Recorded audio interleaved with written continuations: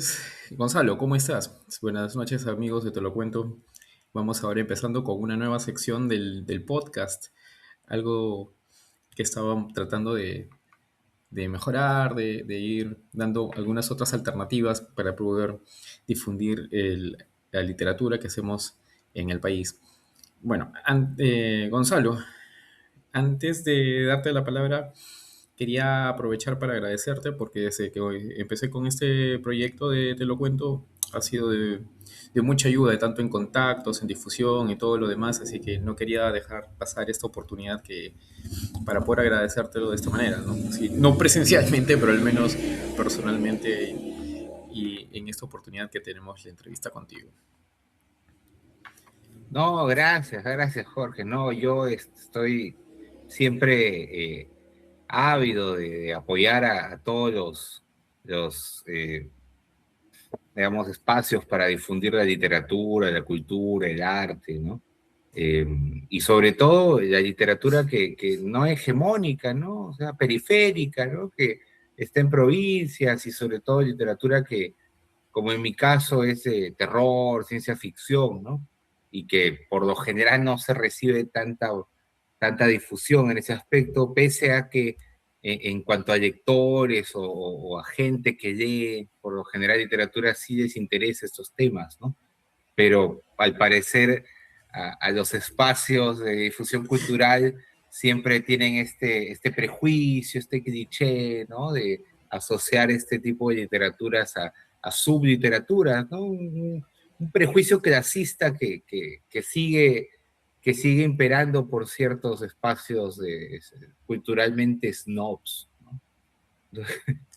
Eso es lo que podría decir, pero que no es el caso de acá de TLC, ¿no? Porque hasta hay una canción que han hecho de Taxi, ¿no? Con IA, ¿no? De Cuento Taxi, o sea, bacán eso, ¿no? Y de otras canciones han hecho un rap, ¿no? De este Ian Beefy, ¿no? ¿No? Chévere, o sea, las historias que hay, y sobre todo que sea en audiocuentos, ¿no? Porque a veces uno ya no tiene tiempo para estar leyendo un cuento, pero lo escuchas, pues, ¿no? Estás haciendo alguna cosa y te pones ahí a escuchar, estás lavando tus platos, así, de almorzar Cierto. y te pones a escuchar un cuento, ¿no?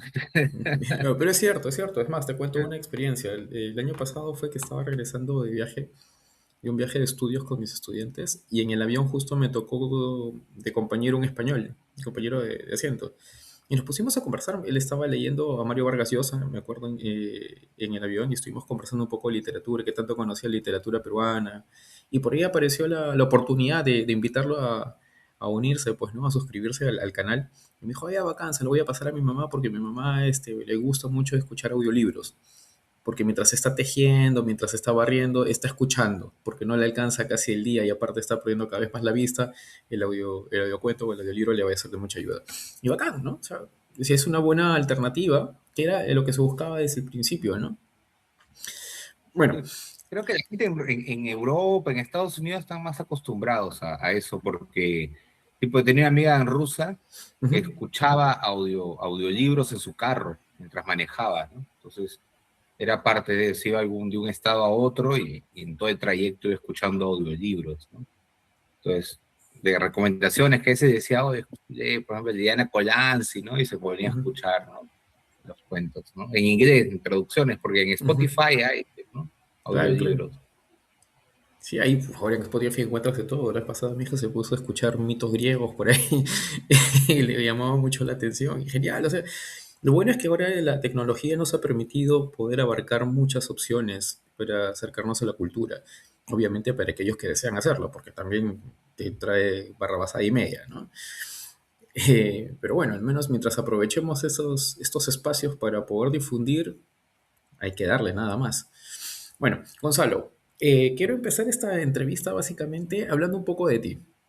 Ya conozcamos a Gonzalo del Rosario. Sé que has estudiado en un colegio bastante tradicional como fue el Colegio Seminario, ¿no? Incluso hace poco el mismo colegio ha publicado en sus redes, si no me equivoco, la presentación que vas a tener de tu nuevo libro, del cual vamos a hablar más adelante. Pero es un colegio bastante tradicional, ¿no? Es más, es un colegio religioso, es un colegio que si bien es cierto, históricamente es conocido porque ha habido ahí gente muy importante dentro de la historia de Trujillo, y no solamente de Trujillo, sino del país, en toda la historia. Obviamente también tú, eh, ahí ha estado Sánchez Carrión, ha estado Antenor Orrego, Sandoval, si no me equivoco, también estudió ahí, ¿no? Francisco Sandoval. ¿Qué tanto crees que todas las personalidades de estas personas que fueron muy rebeldes a la situación contextual de su época, cómo crees que eso ha influido en tu formación, no tanto como estudiante o como persona, sino también como literato? Porque tu literatura es bien rebelde para lo que se esperaría tal vez en una ciudad tan tradicional como lo es Trujillo, ¿no? Sí, sí, sí. Yo creo que ese colegio, el seminario, una de las grandes influencias de mi rebeldía, ¿no? Uno de los grandes generadores de eso, ¿no? Vivía cada semana, creo que los jueves era mi día de ir a OVE, ¿no? Paraba ahí. Por lo general paraba fuera de clases, me sacaban mucho del salón.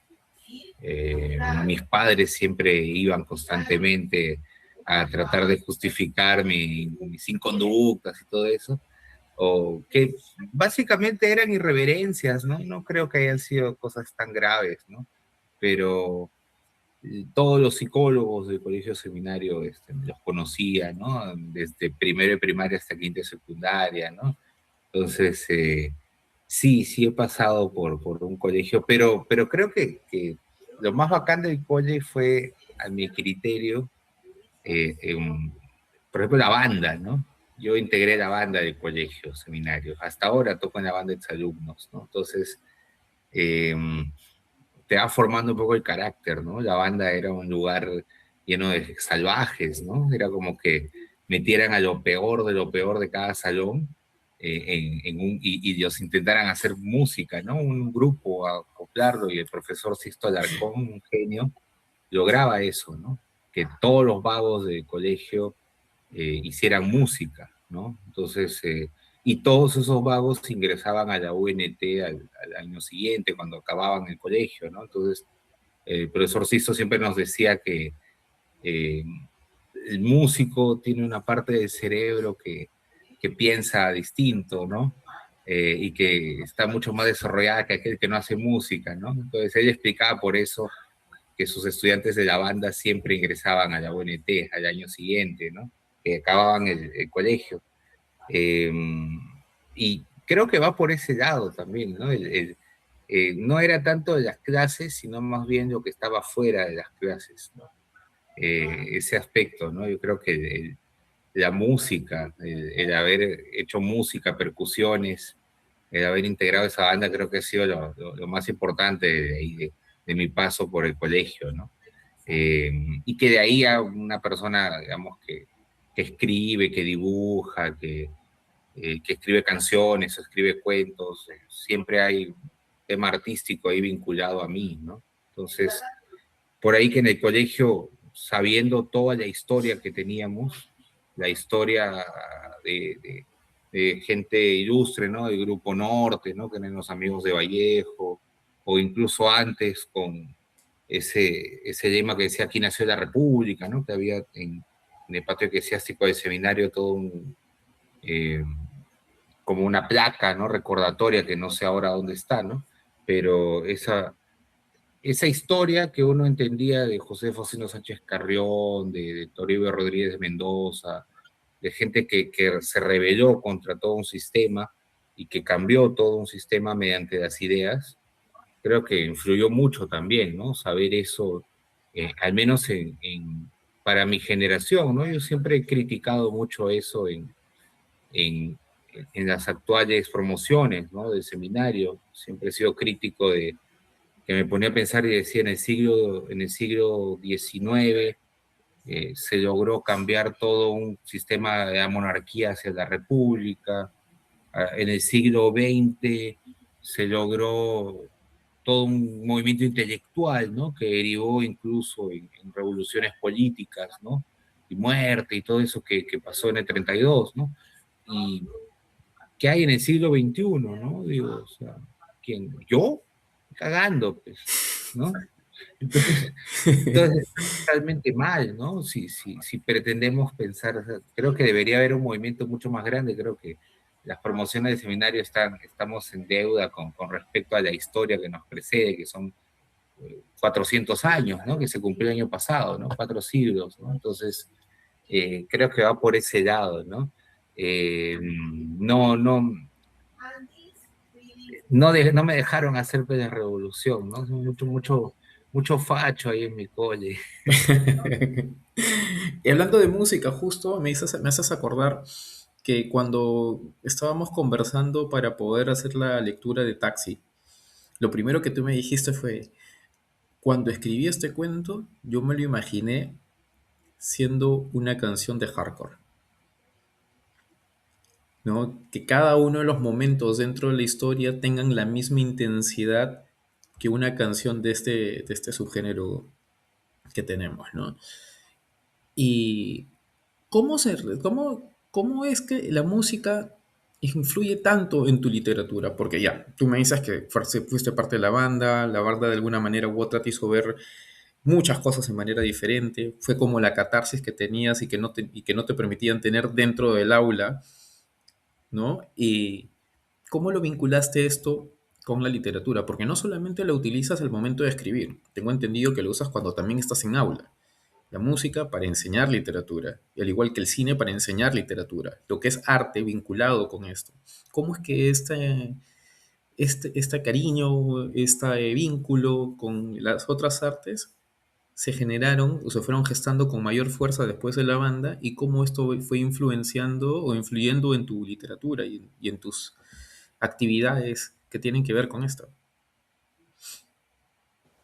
En mi casa siempre mi padre es melómano, ¿no? O sea, teníamos muchos cassettes de música clásica, ¿no? De los Beatles, de rock clásico, de Led Zeppelin, Pink Floyd, ¿no? Estas bandas, no sé, de Supertramp, bandas de los 70, 60, ¿no? Clásicas. Y había mucha música clásica también, ¿no? Beethoven, Mozart, Vivaldi, Chopin, ¿no? Entonces Bach.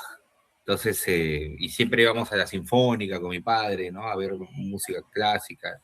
Después yo también, posteriormente, terminé tocando en la Sinfónica Juvenil, ¿no? Dirigida por el profesor Vázquez, ¿no? Eh, y básicamente yo posteriormente descubrí el rock, ¿no? En los años 90. Crecí escuchando Nirvana, Pearl Jam, Oasis, Alanis, Radiohead, ¿no? Entonces, y era de la época de gloria de MTV, ¿no? De los años fines de los 90, inicios de los 2000. Entonces, era parte de la vida de la música, ¿no? Y el sueño de querer ser una especie de Kurt Cobain algún día, ¿no? Ese sueño de tener a gente como Eminem o como Fred Durst, de Jim Bizkit, así, siendo rebeldes y locos. Entonces, o a los de Blink-182, ¿no? Uno veía ese tipo de bandas que criticaban todo, eh, y decías, esto es lo que me gusta, ¿no? Y en un comienzo uno tenía sus bandas de rock, tuve mi banda de rock que se llamaba Me Llega, componía letras de rap, rimas, ¿no? Era música muy de protesta, eran letras políticas, inspiradas tipo en Rage Against the Machine, ¿no? O en bandas locales tipo La Sarita, o gente de Control Machete, Molotov, ¿no? Esa música. Entonces, siempre el rock ha estado presente, ¿no? Pero más que como música en sí, era como una actitud frente al mundo, de rebeldía, ¿no? Porque obviamente si me paraban votando de clases, si paraban expulsándome del colegio, no iba a estar escuchando Britney Spears o Cristina Aguilera, no, o sea, no voy a estar escuchando Ricky Martin y Alejandro Sanz, que obvio que lo escucho ahora, o sea, ahora lo escucho como nostalgia, ¿no? Pero cuando tenía pues 15 años, 14 años, esa música pues era como que la escupías y veías ya eso, ¿no? Yo escuchaba Korn, escuchaba pues, ¿no? No sé, Slipknot, de System of a Down, ¿no? Ese tipo de bandas fuertes, pues, ¿no? Entonces, soñaba con a los 27 morirme y todo eso, ¿no? A lo Kurt Cobain, o sea, era parte de, ¿no? Pero bueno, aquí estamos, ¿no? Entonces, la, la literatura a mí siempre me había parecido aburrida. O sea, el escritor intelectual de saco y corbata que canta el himno nacional antes de cada evento, esa imagen siempre me ha parecido muy, no sé, no iba conmigo, el escritor correcto, el Mario Vargas Llosa que escribe desde las 9 de la mañana hasta las 3 de la tarde, almuerza y después sigue escribiendo de 6 a 9 de la noche, no sé, ese tipo de horarios, la idea del escritor multipremiado y criticado y reseñado e invitado a programas como un ejemplo, ¿no?, de cultura y de buen vivir y de lo políticamente correcto. A mí esa imagen siempre me había pasado por las bolas, ¿no? O sea, me llega al huevo. Entonces, yo por eso nunca he tenido, probablemente hasta hace poco, esa difusión que ha habido con el chongazo, ¿no? Que ha habido por estos conservadores, pero porque mi imagen y mi literatura nunca ha estado ligada a ese tipo de escenarios, ¿no? De ir a un lugar cultural y leer tu poema. No, porque mi literatura está plagada de drogas y de sexo explícito, de pornografía, ¿no? De mutilaciones, cosas muy siniestras, ¿no? Entonces, ¿qué me iban a invitar, pues, a un museo de juguete, a una casa de emancipación? ¿Qué iba a estar yo haciendo en el Museo de la Nación? ¿Cómo es la casa de ahí de la Torre, la casa de identidad? No, no, no, es incompatible, pues, ¿no? Yo presentaba mi libro en bares, ¿no? Siempre con conciertos de rock, con Perú Salvaje, así. O sea, no me interesaba mucho la idea del escritor correcto, políticamente correcto, y nunca me ha interesado. Por eso, vuelvo a decirlo, gracias a esos fachos conservadores, orquidólogos, que me han dedicado tanto tiempo, ¿no? Nunca me he sentido tan gratificado como eso, porque para eso es lo que uno ha escrito, o sea, tú entiendes lo que estoy diciendo, o sea, si toda la vida me han estado votando de clase y jodiendo por huevadas, o sea, que siga siendo ese eterno retorno, ese círculo de Nietzsche, ¿no? Ese eterno retorno, Claro. vuelva lo mismo. Me llamaba la atención desde que estaba en el jardín, ahora publico un libro, me llama la atención porque publico un libro, no puede ser, no. Entonces, es bacán eso, es muy bonito esa esencia, ¿no? Seguir siendo uno mismo, ¿no? No perderse, ¿no? Creo que eso es algo que más me gusta, ¿no? Me sentiría muy mal si llegado a los 40 que tengo no hubiese pasado esto, si me hubiese vuelto pues, un viejo facho y estuviese pidiendo que voten por Keiko en mi Facebook como un imbécil, ¿no? Jamás, pues, ¿no? O sea, eso no se podría dar, es ilógico, ¿no? Incompatible, ¿no? Entonces, a mí no me quiere ni la izquierda ni la derecha, por más que yo me pueda considerar de izquierdas. Pero eso es lo que más me gusta a mí, el hecho de que ningún grupo humano haya podido retenerme, ¿no? En ningún aspecto, ningún trabajo, en nada, ¿no? Siempre que me acuerdo que, no sé, yo nunca, en mis redes sociales nunca vas a ver una foto de mis chambas, de mis trabajos, no, porque en primer lugar, a veces ha habido años donde he tenido 3, 4 chambas a la vez, ¿no? O no por una cuestión de precariedad, sino porque terminaba saliendo y me iba a otro lado, ¿no? Entonces, para mí, ese signo de pertenencia a algo no lo he tenido nunca, ¿no? Entonces, es como que te vuelves frío ante todo, ¿no? Descreído ante todo, ¿no? Saber que al final estás simplemente sobreviviendo, ¿no? Ni siquiera la chamba a veces ni siquiera es una cuestión que te edifique, ¿no? Es como decía Marx, ¿no? Te aliena simplemente, ¿no?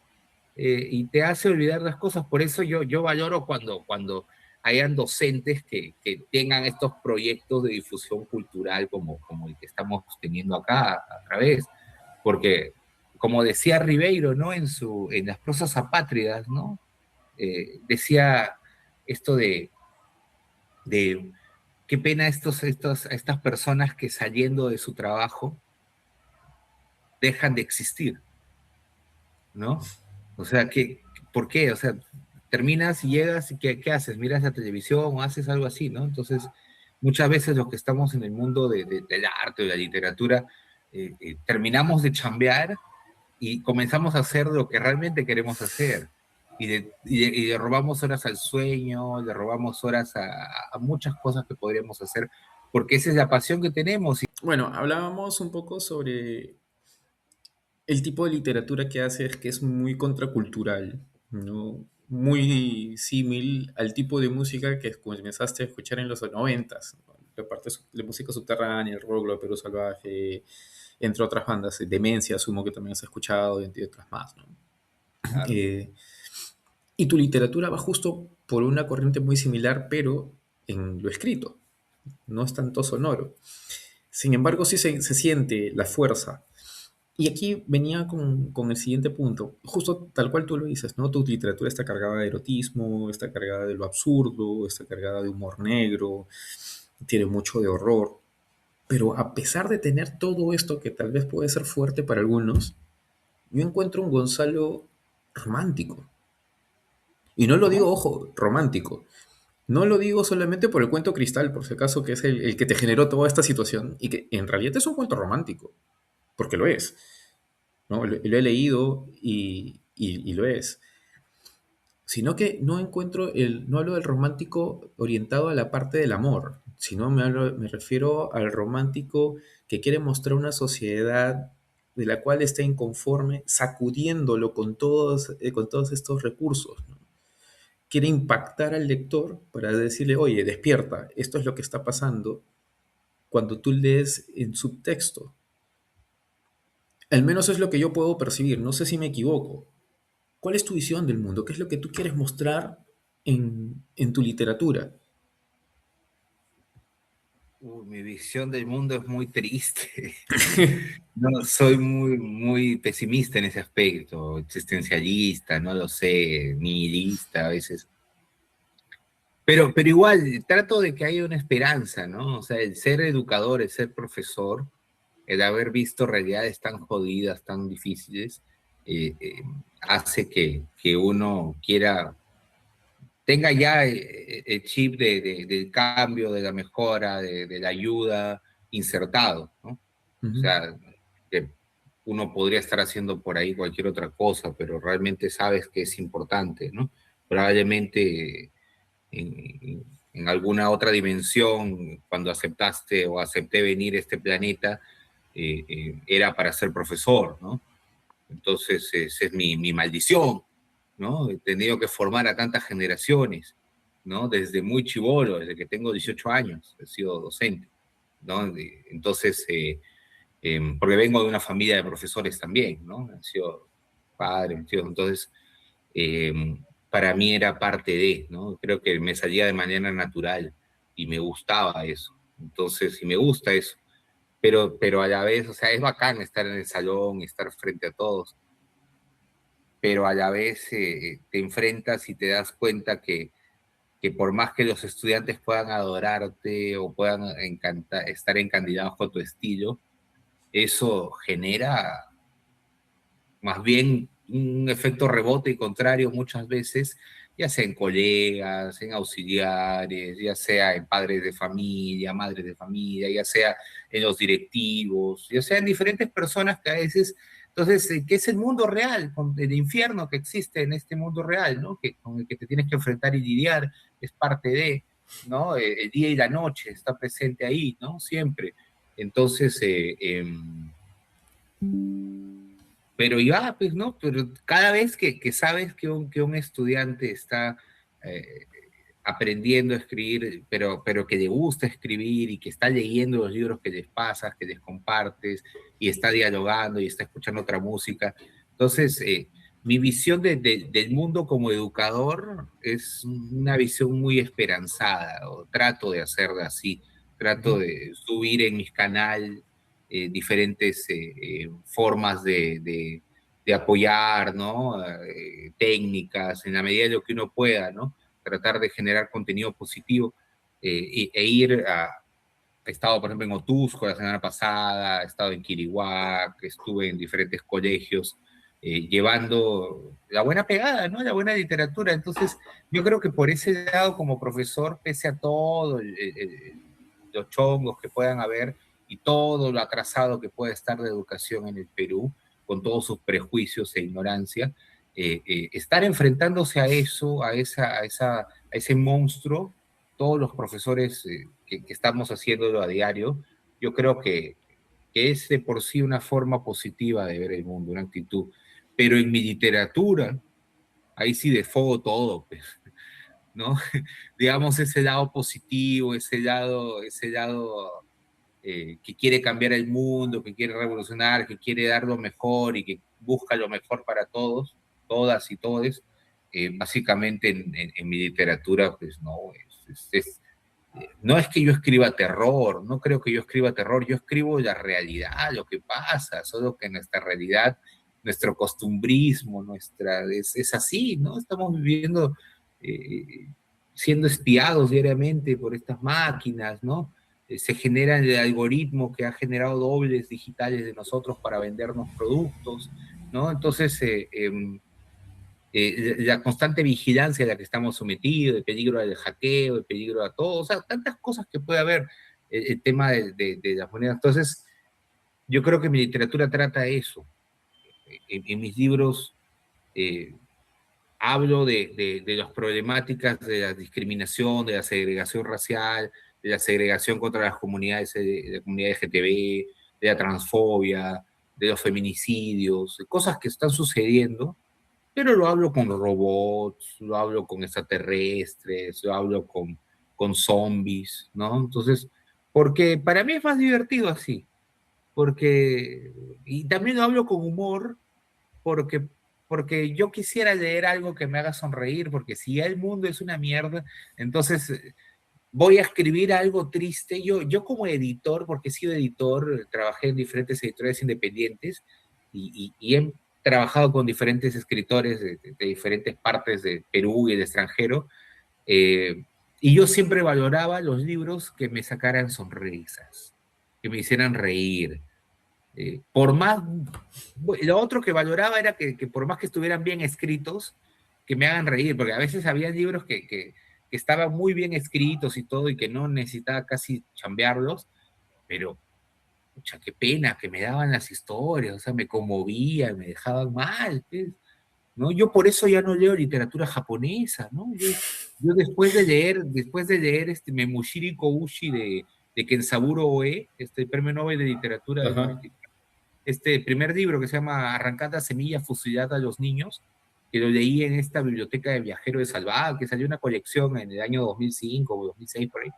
Eh, y de ahí me dije, no voy a leer, es una novela corta sobre unos adolescentes, un reformatorio, así unos niños hacinados en un pueblo con una peste en medio de la Segunda Guerra Mundial.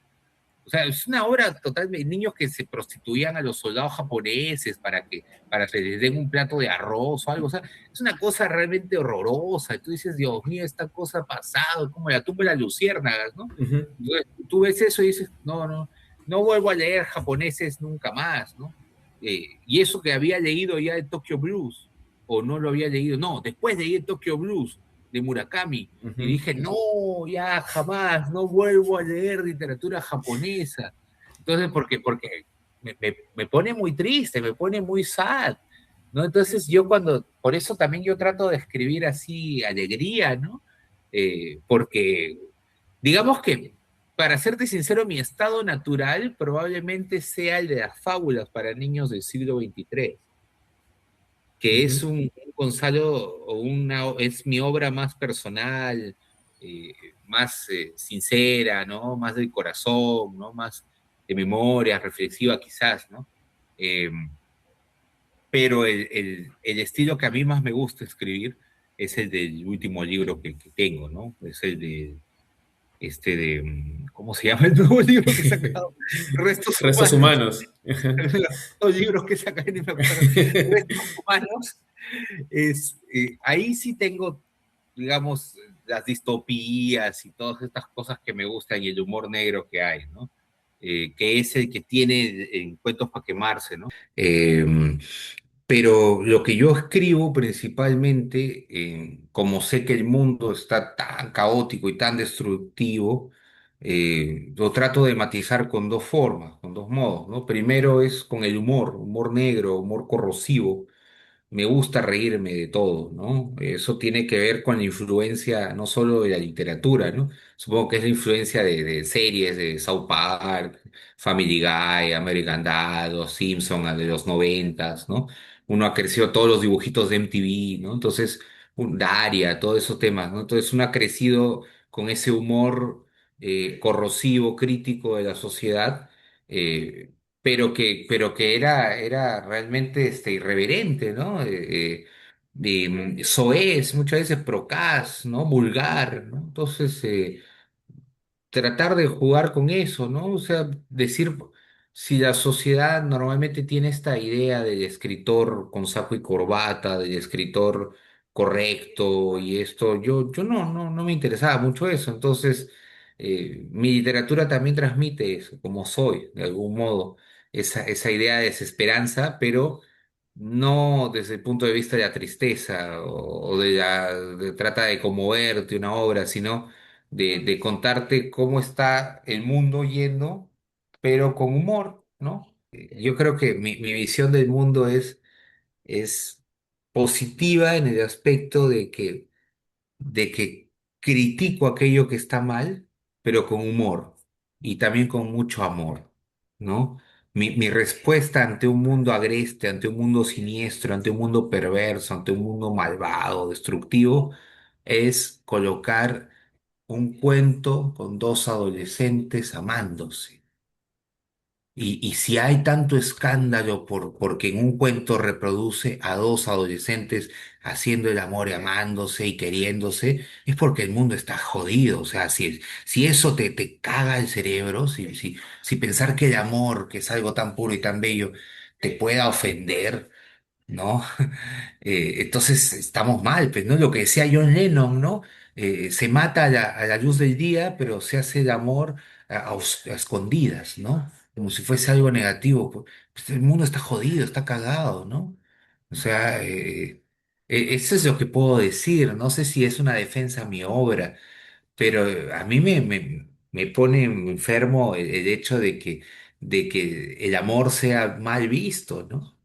O sea, que pueda estar tan mal visto. O sea, tan cagados estamos en este mundo que el amor está mal visto, ¿no? No sé qué piensas tú, digo. Y ahí tienes toda la razón, ¿no? Y hay algo que también has mencionado en algunas entrevistas previas al respecto, y es el contexto. Lamentablemente, una persona que no tiene el contexto completo, y peor aún, si no tiene la experiencia, probablemente va a juzgar las cosas de una manera equívoca, ¿no? Si tú no has vivido ese amor adolescente porque has vivido lleno de restricciones, probablemente no vas a comprender lo que en realidad quieres transmitir en ese cuento. Porque, por ejemplo, cuando yo leí Cristal, es más, cuando estuve leyendo Cuentos para quemarse, hay uno que no me acuerdo cuál es el nombre ahorita, que habla de la experiencia de esta chica que está saliendo de clases y está en el bus, que no sabe si llegar a su casa porque la hermana escuchaba pan, la otra hermana estaba con el enamorado, y todo lo que tiene que ella pasar en su experiencia en el trayecto desde el centro de estudios hasta su hogar. Y cuando yo lo leía, me proyectaba a mí mismo estando dentro de un bus, yéndome de mi casa al colegio, yéndome de casa a la universidad, y ese mismo trayecto y todas las cosas que uno tiene en mente. Pero ¿qué pasa si alguien no ha vivido esa experiencia? No va a poder explicarla, no va a poder entenderla de la misma manera de todos aquellos que sí lo hemos hecho, ¿no? Entonces, este bagaje, esta experiencia de vida también nos ayuda a entender las cosas de una manera diferente. Claro, y sobre todo hay algo muy puntual que a mí siempre me lo decían. Me decían, Gonzalo, una cosa es el erotismo y otra cosa es el porno. Y tú sabes la diferencia, me decía, porque has leído a Marco Aurelio de Negri, ¿no? Ujú. Entonces, y bueno, sí, tiene su libro Pornografía y Obscenidad, que ahí lo explica, ¿no? Marco Aurelio Negri, pero eh, en el sentido de que ellos, críticos, amistades en general, escritores, decían, por qué describir con tanta detalle cada pose, ¿no? Cada momento, ¿no? Dónde pasa su lengua el muchacho y esto, o sea, y yo digo, ¿por qué no? O sea, ¿por qué no? O sea, ya está bien, o sea, se supone que el erotismo te sugiere, ¿no? Cuando uno lee, no sé, creo que el ejemplo ahorita es funable, pero cuando uno lee Lolita de Nabokov, Ujú. ¿no? No encuentras nada de eso que uno piensa que va a encontrar, encuentras 300 páginas de un viejo arrecho nada más, pero, pero, pero no hay nada ahí de esto, hay dos, tres pedazos de descripciones y ya, ¿no? Pero que son muy bonitas y esto, pero nada más, ¿no? Entonces, lo mismo que podemos hablar con, no sé, Pantaleón y las visitadoras de Vargas Llosa. varios, ¿no? O sea, la mayoría de gente se ha quedado con la imagen de Angie Cepeda desnuda montándose al ministro Pantaleón, ¿no? Al capitán Pantaleón Pantoja, ¿no? Y en esa, y cuando uno lee la novela, estás esperando que aparezca Angie Cepeda, ¿no? Diciendo lo vamos a hacer aquí o allá, no, no sale, ¿no? Porque no, una cosa es la película que puede ser la película de Kubrick de Lolita o la versión fallida de Vargas Llosa de su propia novela, eh, o la versión de Pancho Lombardi, pero creo que a veces uno piensa que la obra literaria también, digamos, es similar a lo explícito que puede ser una película, ¿no? En mi caso yo considero que cuando leía Lolita de Nabokov o cuando leía Pantaleón y las visitadoras de Vargas Llosa, esperando encontrar lo de la película, erotismo explícito, algo así, porque uno cuando es adolescente o cuando está de cachimo en la universidad, uno tiende a leer este tipo de obras para saber qué onda. Y no te encuentras con nada de eso, ¿no? Más bien el Pantalón y la Citadora es una obra picaresca, ¿no? Es muy humorística, es muy graciosa las cartas que se mandan, Ujú. es epistolar, es muy interesante ese libro, ¿no? Es un Vargas Llosa criollo, jocoso, ¿no?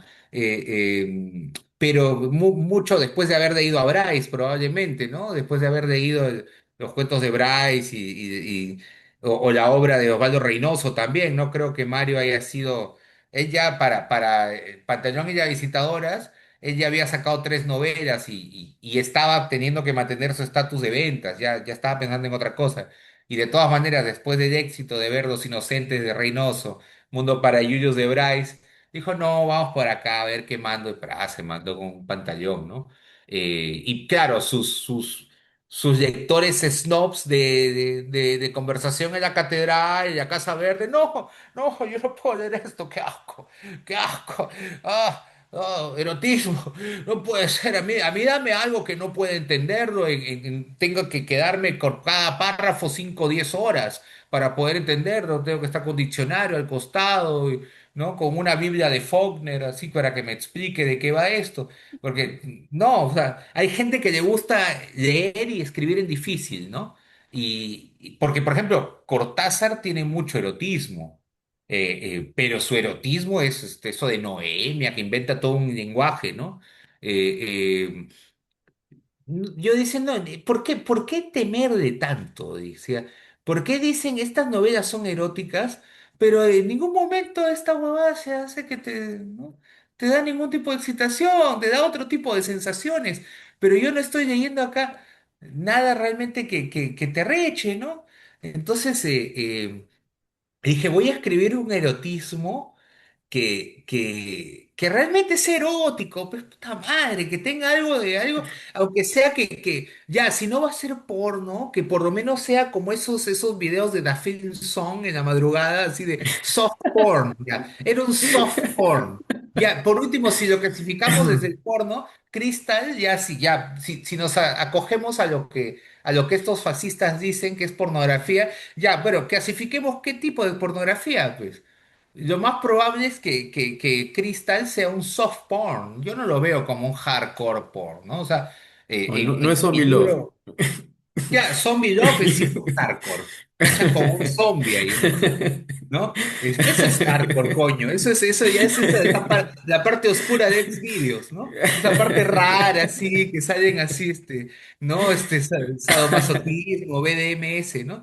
Ya, ese tipo de mierda, pero, no, en que Cristal es una historia de amor, o sea, decir de softcore es por decirlo, pero en realidad ¿no? Es más, pero ahora que lo veo, no, creo que ni siquiera podría ser reproducida en Xvideos, ¿no? Es una categoría un poco fuerte, ¿sabes?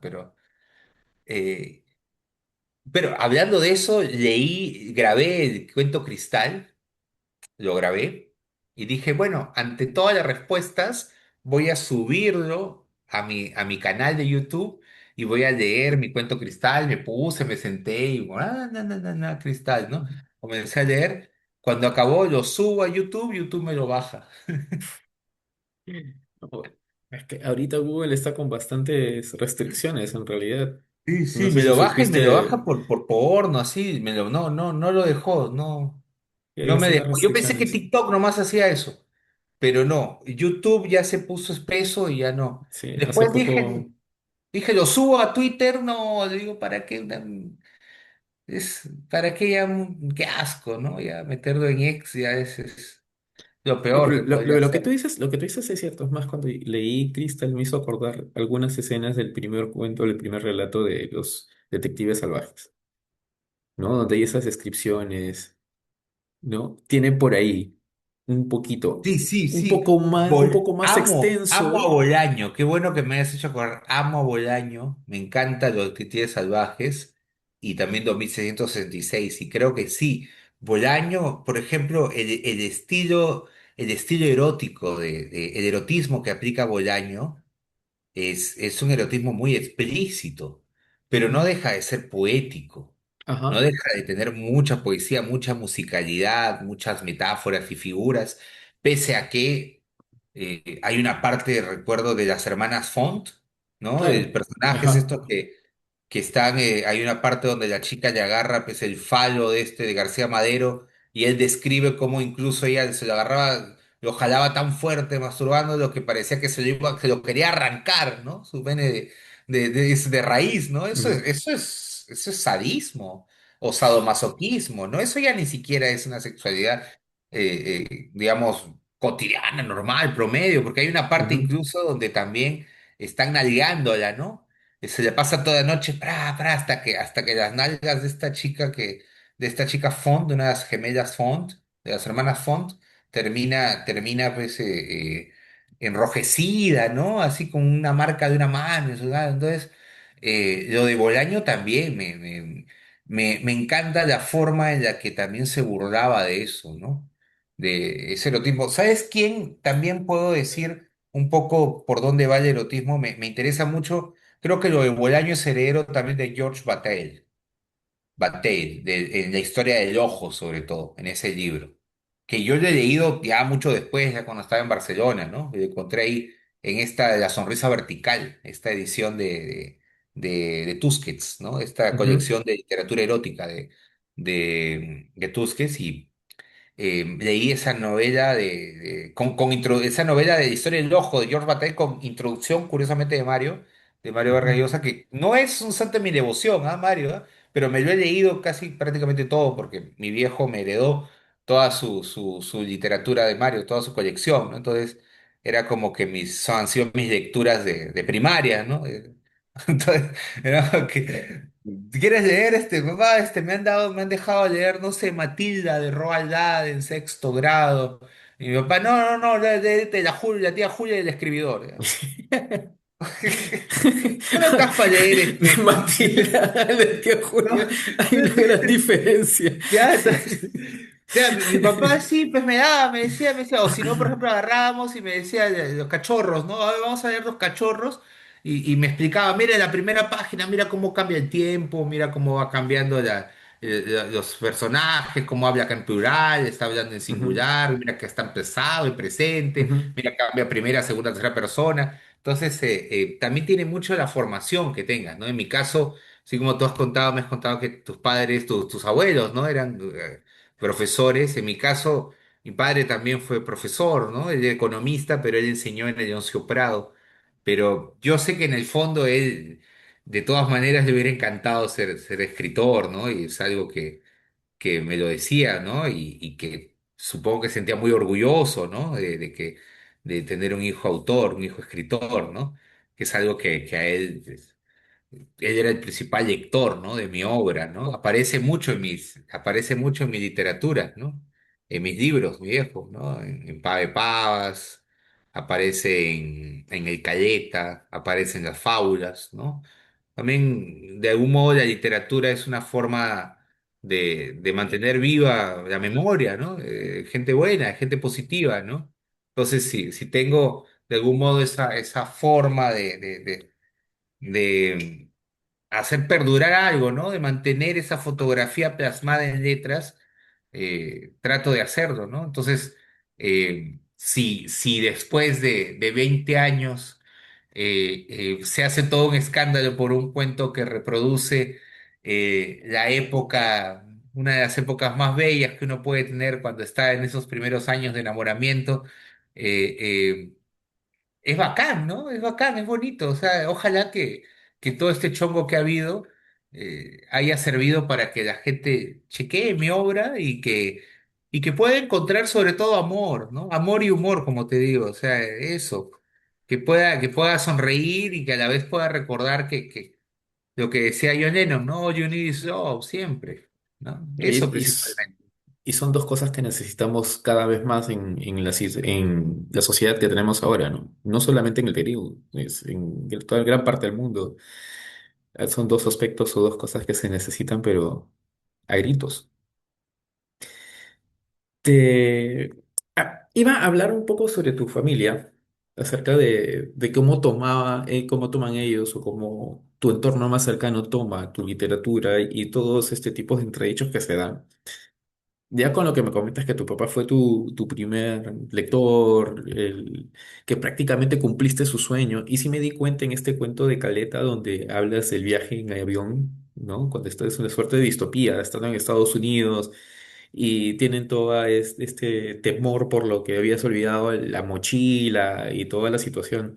Se nota ese espíritu protector del padre, ¿no? Que no quiere dejar a su hijo, pero al mismo tiempo, aun cuando lo ama, aun cuando lo quiere, prefiere que vaya y experimente, que viva, que se choque, para que después entienda la realidad en que su familia también vive, ¿no? Y es algo, un aspecto muy, muy interesante y cierto y real, ¿no? Que todo padre quiere eso, aunque muchas veces somos papá y mamá gallina, o, o tratamos de poner a los hijos en una burbuja. Y no necesariamente eso es algo que les ayude. Y como decíamos hace un momento, ¿no? La misma experiencia también te permite hacerle frente a la literatura de una manera distinta, ves las cosas con otros ojos, entiendes una realidad diferente, ¿no? Porque es la misma experiencia de vida la que en combinación con la lectura misma te hace abrir o engancharte emocionalmente o también entender lo que tal vez entre líneas el autor quiere decir, ¿no? Pero vamos, eh, haciendo una especie de fusión, ¿no? Mismo Goku Vegeta o algo por ahí, entre esa pregunta que iba a plasmar con la siguiente. En tu lectura, en tus obras, eh, enganchas fácilmente por el tipo de recursos que usas, sobre todo a los adolescentes, ¿no? Engancha el hecho de utilizar humor, el hecho de utilizar el erotismo, que un adolescente, por más que los padres no quieran, a las finales siempre están en este contacto por las hormonas efervescentes que tienen. eh, y tienes básicamente un público bastante variopinto, ¿no? No solamente adolescentes, también adultos jóvenes que se pueden enganchar fácilmente con tu literatura, sobre todo porque dentro de los que leen, a veces lo hacen solo para entretenerse, para olvidarse de los problemas, para olvidarse de tal vez algún desamor, alguna situación que les haya tocado vivir. ¿Qué tanto crees que este lector podría reconocer no solamente ese aspecto humorístico, romántico de tu obra, sino el trasfondo que puede tener también en cuanto a la lectura social que se encuentra dentro de tu literatura.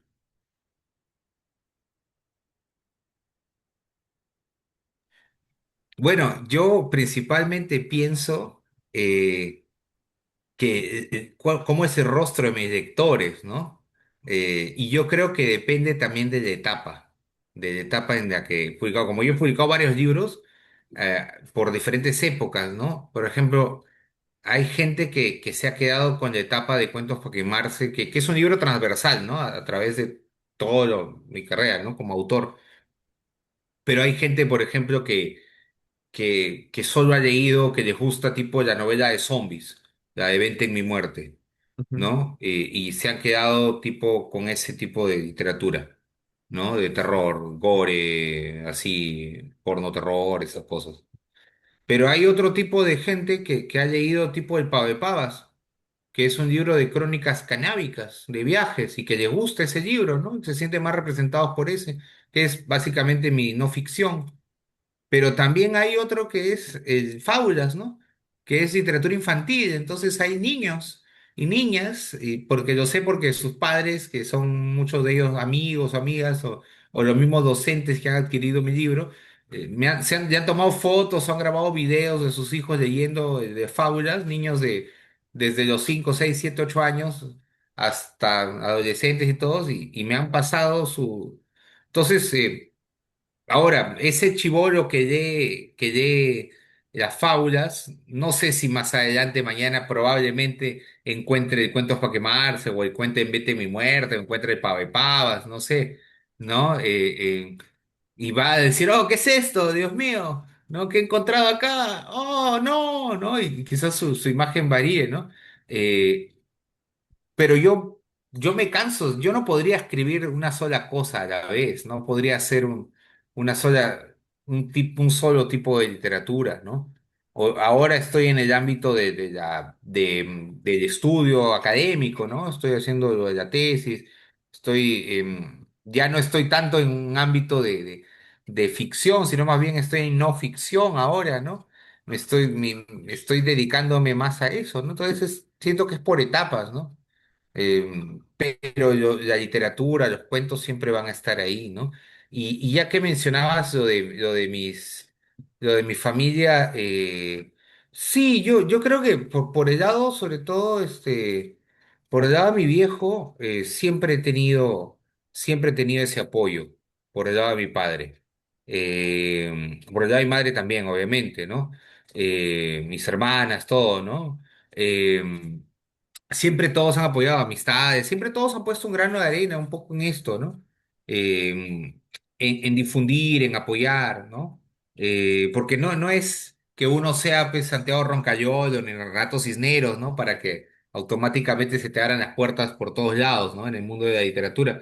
Eh, no tienes un apellido de un general, ni tampoco de un político, ¿no? Entonces básicamente siempre el apoyo de la familia ha sido importante, trascendental en esto, ¿no?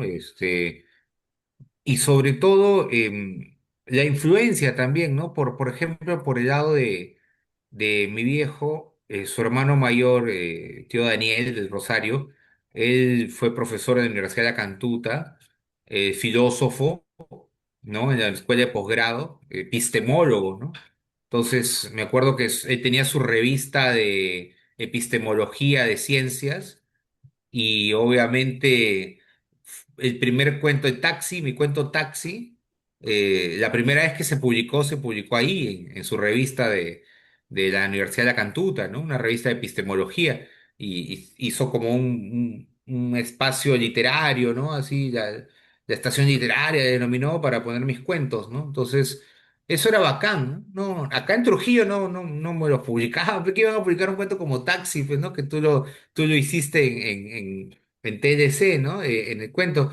Pero allá sí, ¿no? Y al parecer les gustó, ¿no? Porque después otro cantutero, también Paulo Astorga, tenía también una revista virtual y al parecer habrá leído la revista, dijo, oye, y también lo publicó en su revista, ¿no? Y ahí se difundió. comenzó esta nota de 2007, por ahí, ¿no? Entonces, se comienza a difundir así de a poco, siempre por un ámbito underground, por un ámbito de fanzines, de revistas, ¿no? Entonces, creo que el rostro de los lectores, que yo, al menos de imagen que yo tengo, siempre han sido gente eh, las que le gusta leer cosas extrañas, raras, Ujú. ¿no?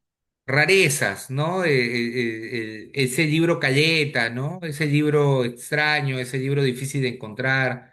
No, no creo que haya sido que alguien vaya necesariamente a una librería y diga, oh, quiero leer lo último de José de Rosario, ¿no? Porque muchas veces mis estudiantes han ido a librerías y me lo han dicho, profesor, yo he ido a la Crisol, he ido a la SBS, al libro, y le he pedido que quiero el libro Cuentos para quemarse, José de Rosario, me han dicho, esa guay no existe, le han dicho, no, no hay ni siquiera en los registros, te han mentido, ¿viste?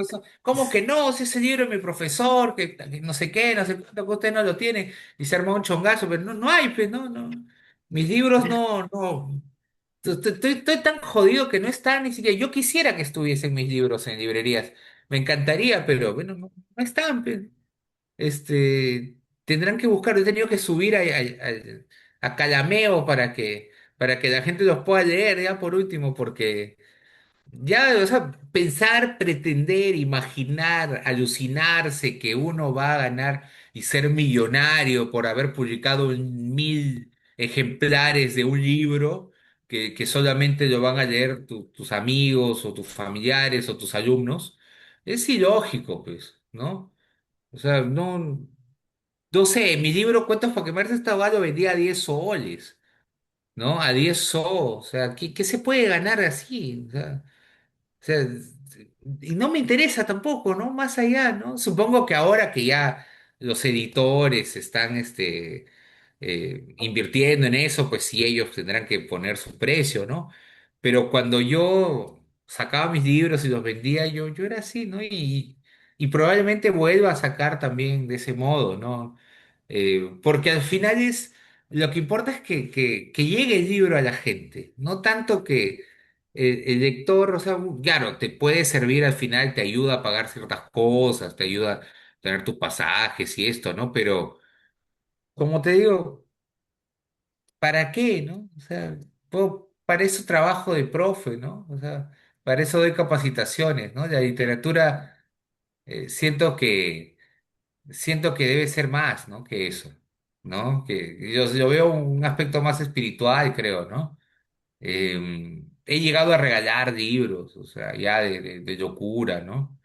Eh, Prácticamente lo he subido a internet, como te digo, ¿no? Entonces, no creo en el capitalismo, pero me llega la pija del capitalismo por eso, ¿no? Entonces, sería incongruente que yo estuviese hablando huevada y media en mis redes y por otro lado diciendo, oh, cómprenme, cómprenme, cómprenme, ¿no?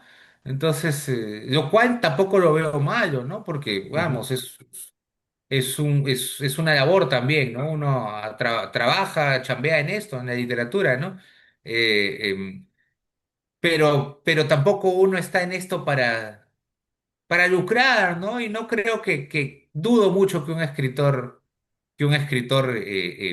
pueda vanagloriarse, al menos en el Perú, de decir que lucra de esto, ¿no? O sea, es difícil, Bueno, claro. Gonzalo, antes que nada, agradecerte por tu tiempo, por esta charla, que ha sido bastante interesante. Hemos podido conocerte más, conocer un poco de tu literatura y otros aspectos, ¿no? Que pintan todo lo que eres de alguna manera u otra. No solamente el escritor de cuento para quemarse, sino también la persona, que es mucho más importante. No sé si es que quisieras decir algo como despedida, tal vez publicitar tu nuevo libro pronto a salir. Ah, sí, el nuevo libro Restos Humanos sale lo presentamos ¿cómo es? En la Cunilla de Bonilla, ¿cómo es? La Cuina de Bonilla, la Cuina de Bonilla el día martes 9 de junio en Miraflores, queda, por acá lo tengo, ¿dónde está? Ahorita te doy el dato, aquí está el dato. Presentación de restos humanos en el martes 9 de junio, 7 p.m. En la Cuina de Bonilla, ese es Emanuel Bonilla, 124 Miraflores. Nos vamos a presentar con la poeta María Font, Melissa Bellevan y también con Carlos Davida, ¿no? El ilustrador, un gran amigo de Ujú. años, dibujante Carlos Davida, eh, y que pues esperemos que ahí podamos reunirnos, ¿no? Con la gente, ¿no? Y encontrarnos, ¿no? Principalmente, volver a vernos. Y el sábado también, un día antes, tenemos ahí esta capacitación de este taller sobre Doppelganger, ¿no? En la literatura, con la Casa de Literatura Peruana. Así que estamos de moda, agradecido. Perfecto, mi estimado Gonzalo. Nada, pues desearte éxitos en esta presentación de tu nuevo libro, éxitos con este taller del Doppelganger que dictas este sábado vía internet, de manera virtual. Y bueno, ya estaremos viéndonos en algún momento para poder seguir charlando por ahí de distintos temas. Un fuerte abrazo y estamos en comunicación. Cuídate, cuídate, gracias, gracias. Y gracias siempre por apoyar y difundir la literatura por acá. Bueno Chévere. amigos, esto es todo por hoy. Cuídense. Nos vemos en una próxima entrevista.